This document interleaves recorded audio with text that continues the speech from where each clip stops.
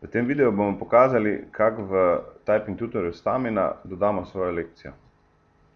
Typing Tutor Stamina ima v Program Files svoje datoteke in ga poiščemo. Program Files, Stamina, direktorij Stamina.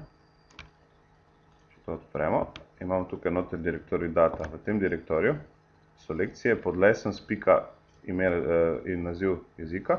Lessons SI so slovenske lekcije.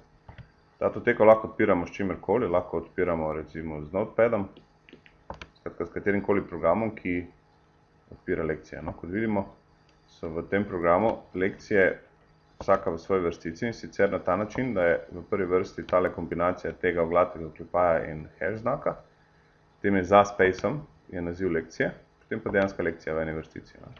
In zdaj bomo dodali novo lekcijo, to bom skopiral. Lekcija nova se pojavi tam, kjer jo damo v tej datoteki. Se pravi, vrstni red je takšen, ko imamo tukaj. Igorjeva nova lekcija.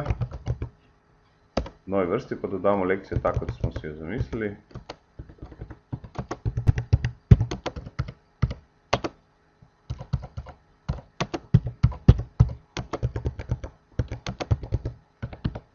Recimo, da je to zaenkrat vse, kar si želimo.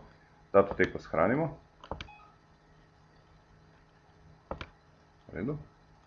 Ok, zapremo. In to je to. Naslednjič, ko Stamino zaženemo, se ta lekcija pojavi. Se pravi Stamina, zaženem program.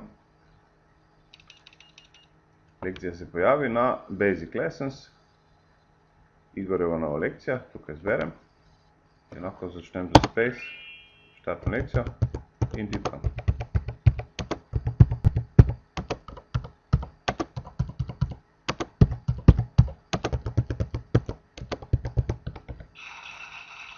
In to je to. Jasno, treba je vedeti, da program mora na novo zaštartati. Se pravi, če dodamo zadaj v tisto datoteko novo lekcijo, moramo Stamino ugasniti in zagnati še enkrat.